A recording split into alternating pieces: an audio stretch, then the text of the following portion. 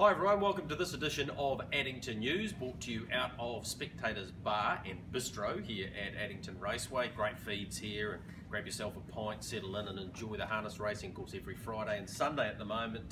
Darren, last week, pretty special win by Majestic Man. He hadn't won in New Zealand in a wee while. He's a three-time Group 1 winner in Australia.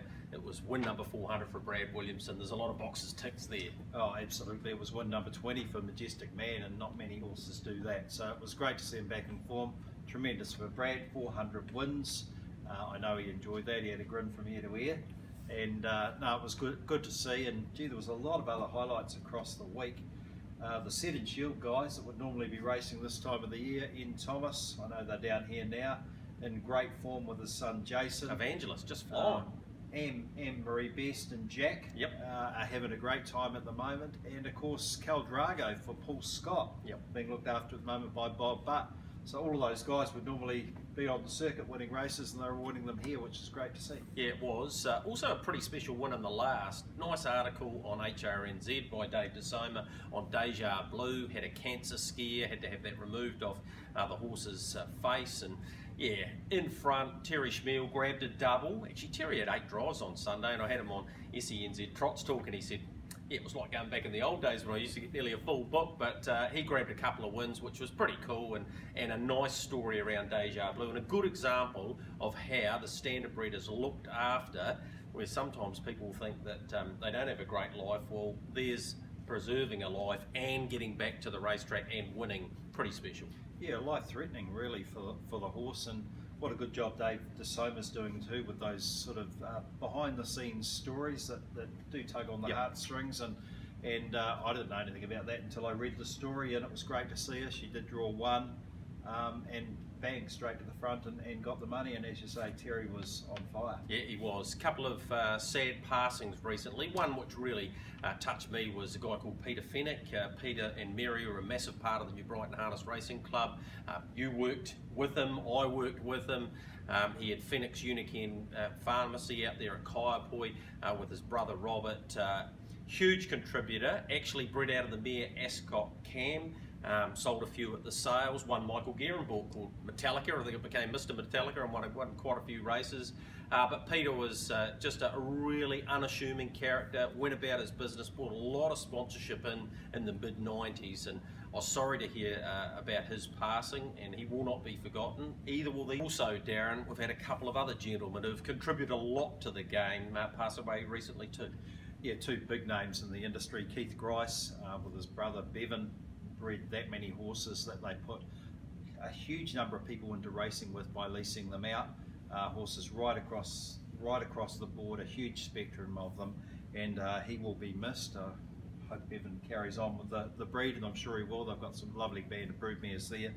And Jack Phillips, of course, stalwart of Timaru Harness Racing Club, with his brothers raced a number of horses through to the top grades, but Jack was he chairman of Harness Racing New Zealand? He was, so right through administration, through the Timaru Club, and then into breeding sectors, onto the HRNZ board, served as chairman of HRNZ, attended a number of world conferences, and a really great guy, friendly guy, a lot of knowledge.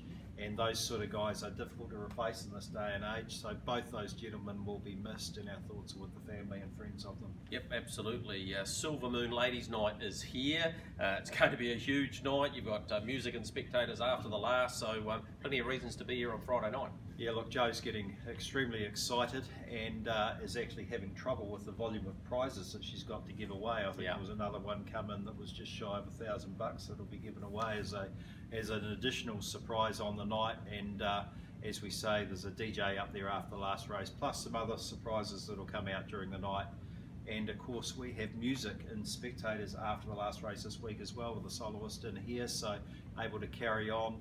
The race meeting sponsored by Fahey Fence Hire, and there's a huge crowd coming on course with those guys as well. So we're looking for a really beaut one on Friday night. All right, we're going to do a full 10 race preview shortly. I thought number 4 and races 5 and 6, if you just want to have one little multi there. JR Bromack, who won really well last week, Ken Barron, Blair Orange, and Maui, I think is a great chance in race number 6. And when we get to the back end of the preview, we'll have a look at Majestic Man's fantastic win last week.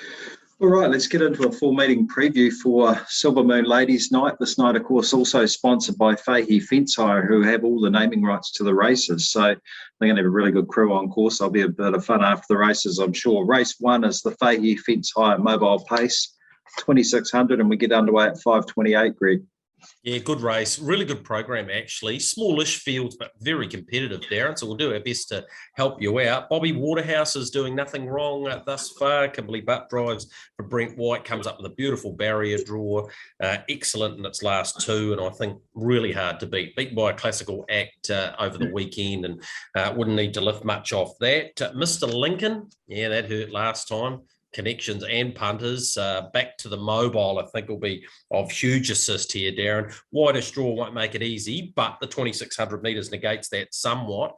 Radasi's doing a good job. Bob Butt and Darren Keith from a handy barrier draw.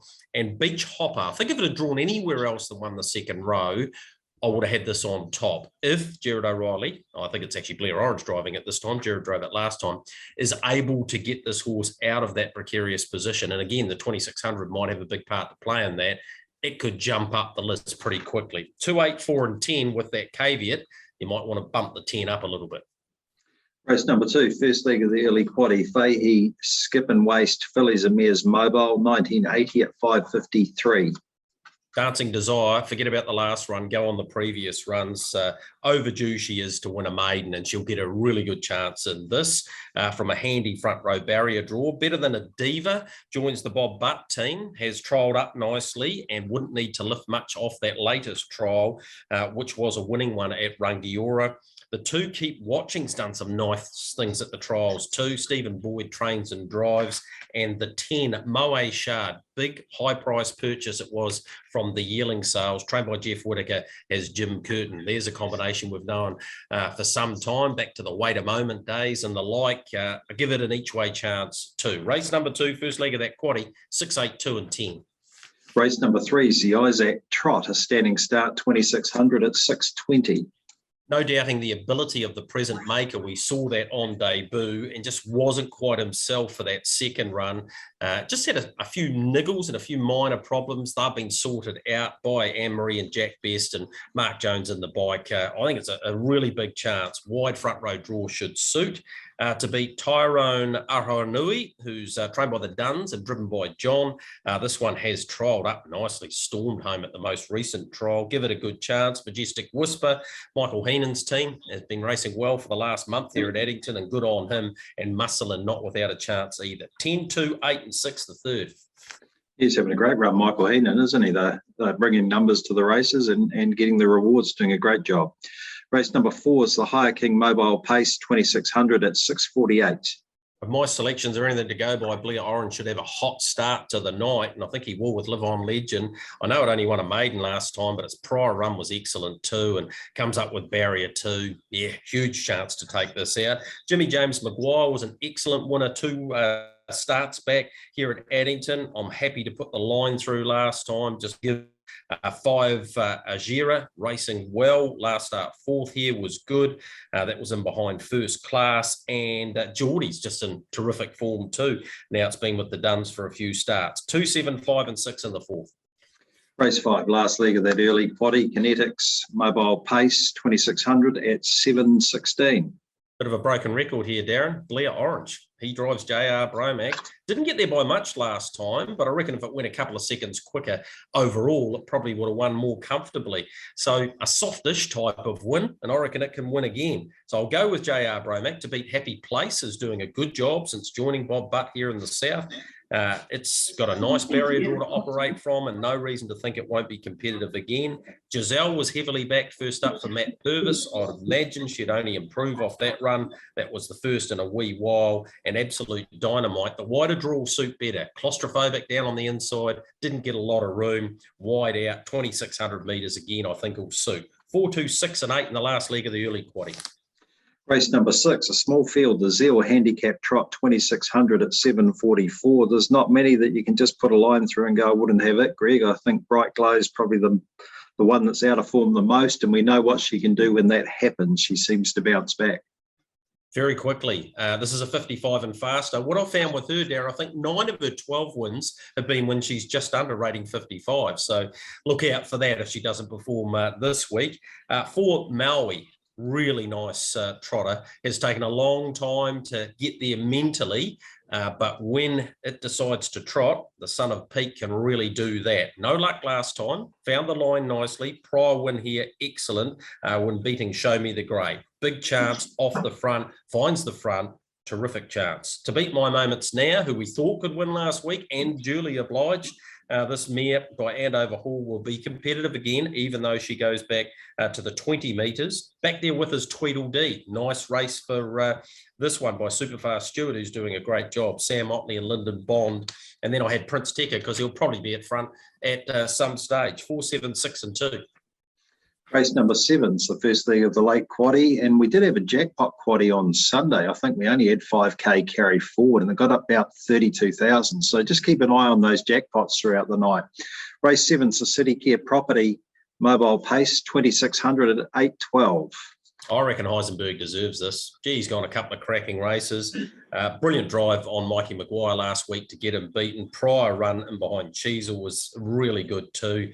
I'm expecting Heisenberg to take some beating in this. And again, the 2,600 metres should be right up his alley. To beat his stablemate Smithy's Terror, who's drawn just to his inside, and his stablemate Sounds of Cash. So 7, 6 and 5 at this stage. Then I tossed up between All By Myself and Cruiser. You get a chance to go back and have a look at Cruiser's latest performance, albeit it was a slightly weaker grade than this, absolutely charged home. I reckon Cruiser's getting pretty close to another win. I'll go 7, 6, 5, 2 and 4.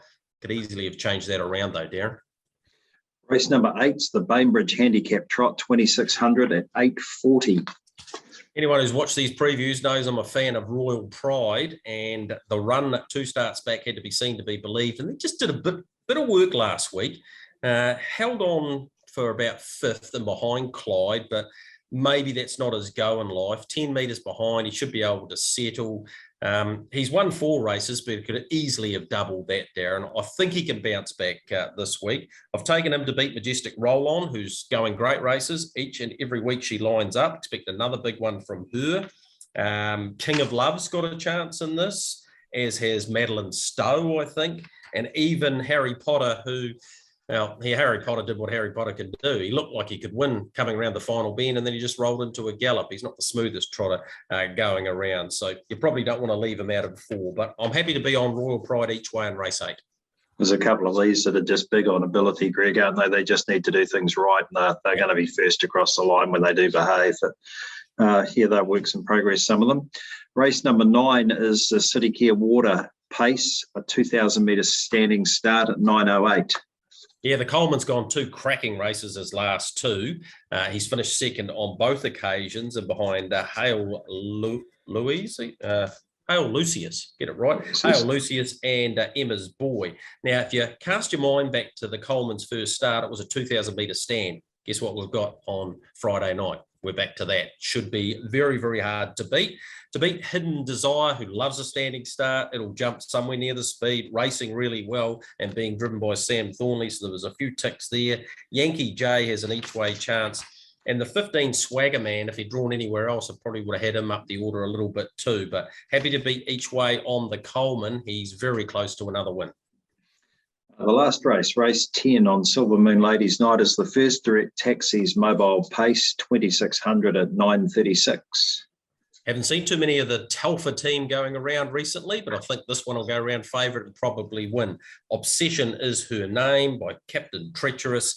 Has trolled up nicely for this resuming run, and the wide draw I don't think will be a problem. So I'm happy to have Obsession on top of Major GNP. Forget about its last 2. If you have a look at its win 3 starts back, I reckon you might put it on your ticket. Get Out of Town's a decent chance in this race. Robbie Close and Andrew Stewart, his team's been racing well for a wee while. Comes up with a nice barrier draw to operate from, and Peyton's Rock had no luck last week. This is a tricky race, Darren, because Tasman Tempest had no luck last week either. So they may be a couple you want to stick in your wider quaddie and sort of pick 6 tickets. But Obsession will be favourite and probably win the last. Yeah, all these horses are gathering points, of course, for the Winter's Rewards races, the Ratto winter versions of those races, which will be held on the 31st of July. So it's worth keeping an eye on those points. They're on the HRNZ website as well. Of course, we race again Sunday, 12:40. We get underway with a good program there as well.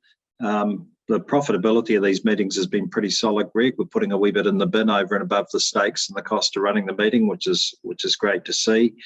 We're going to leave you with a video from last week, as we talked about earlier. Majestic Man back on track, doing what he does and getting up the inside of the other two horses to the line and just grabbing the win. But a terrific moment, obviously, for him back in form, but for Brad Williamson, who's a great driver in his own right, and 400 wins. He was pretty happy with that, Greg.